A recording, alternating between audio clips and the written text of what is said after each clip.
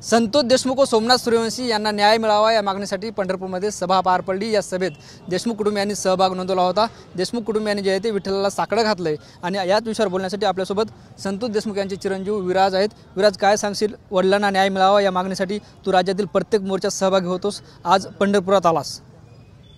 आम्हाला न्याय मिळावा यामुळे आम्ही इथे आलेलो आहोत।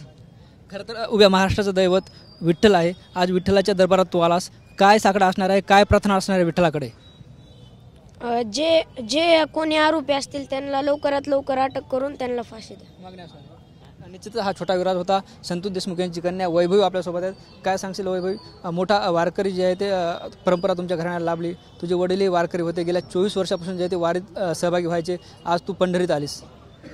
योगी 28 उभा हा विठ्ठल आहे, त्याला मी एकच मागणं करते की लवकरात लवकर माझ्या वडिलांना न्याय मिळवून दे आणि जे कोणी आरोपी असतील त्यांना फासावर चढव। आपण कुठेतरी बघतोय जी दुर्दैवी घटना घडली, त्यामुळे कुठेतरी आता इथून पुढे वडिलांच्या वारीला खंड पडणार आहे, मात्र तुम्ही हा लढा इथून पुढे सुरू करत ठेवणार आहात। म्हणजे त्यांच्या वारीला तर आता पूर्णविराम लागला आहेच, पण त्यांचे ते जे वारीला येत होते त्यांच्या निमित्ताने आम्ही दरवर्षी वारीला येऊ। मी या पंढरपूरकरांना सांगते की आम्ही दरवर्षी त्या पंढरपूरच्या वारीला येत असू आणि पंढरपूरचा जो विठ्ठल आहे तो म्हणजे सर्वांना न्याय देणारा आहे, सर्वांना जपणारा आहे। त्याच्याकडे मी एकच मागणी करते की आम्हाला लवकरात लवकर न्याय दे। आणि हे दुःख खूप मोठे आहे, पण मला आज माझे वडील नाही आहेत आमच्यासोबत, याचं खूप दुःख आहे, पण कुठेतरी अभिमान वाटतो की माझे वडील इतके मोठे होते, सर्वांना एकत्र धरून चालणारे होते। आज ते आमच्या सोबत नाही आहेत, पण त्यांनी पुढील खूप जणांचे बाप, कुणाचा भाऊ, जसं माझ्या चाचाचा भाऊ नाहीये, आज आमचे वडील नाही आहेत, माझ्या आईचा पती नाहीये, तसे खूप जणांना वाचवले। यामुळे आम्ही स्वतःला खूप भाग्यशाली समजतो की माझ्या वडिलांच्या म्हणजे देशमुख कुटुंबियात माझा जन्म झाला। त्यापुढे म्हणजे मी विठ्ठलाला एकच मागणी करते की मला लवकरात लवकर न्याय मिळवून दे। निश्चितच दादा, काय सांगाल? वैभवीने सांगितल्याप्रमाणे एक जे आहे ते कुटुंब प्रमुख हरवला, मात्र त्याचबरोबर एक विठ्ठलाचा भक्तही हरवला आहे। तो एक गावचा प्रमुख होता, कुटुंबाचा प्रमुख होता, हे आपण बघितलेलं आहे। त्यांनी कधीच कुठला जातीभेद केला नाही, सगळ्यांना सोबत घेऊन काम केलं। अशा लोकाला ह्या नराधामांनी संपवलं आहे। यांना फाशीवर लटकवल्याशिवाय आम्हाला न्याय भेटला असं आम्ही म्हणू शकणार नाहीत।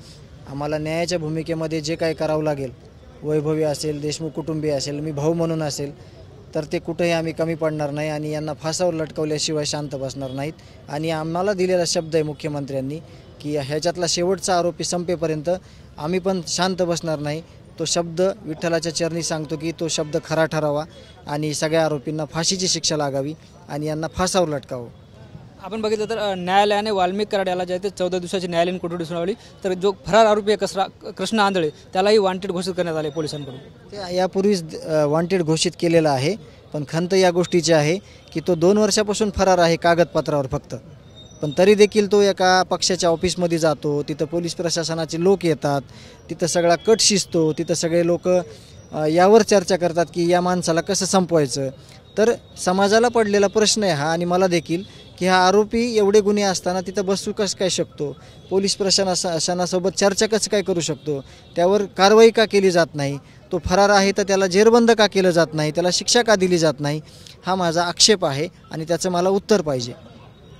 निश्चितच आपण जर बघितलं तर हे संपूर्ण देशमुख कुटुंबीय होतं जे आज पंढरपूरमध्ये दाखल झाले आणि आमच्या कुटुंबियाला न्याय द्या अशी आर्त हाक त्यांनी विठ्ठलाला घातली।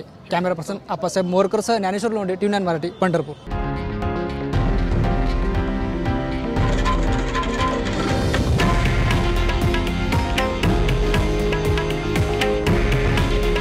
हे आहे देशातील नंबर 1 न्यूज नेटवर्क आणि आपण पाहत आहात TV9 मराठी। काळजी तुमची, हित महाराष्ट्राचं।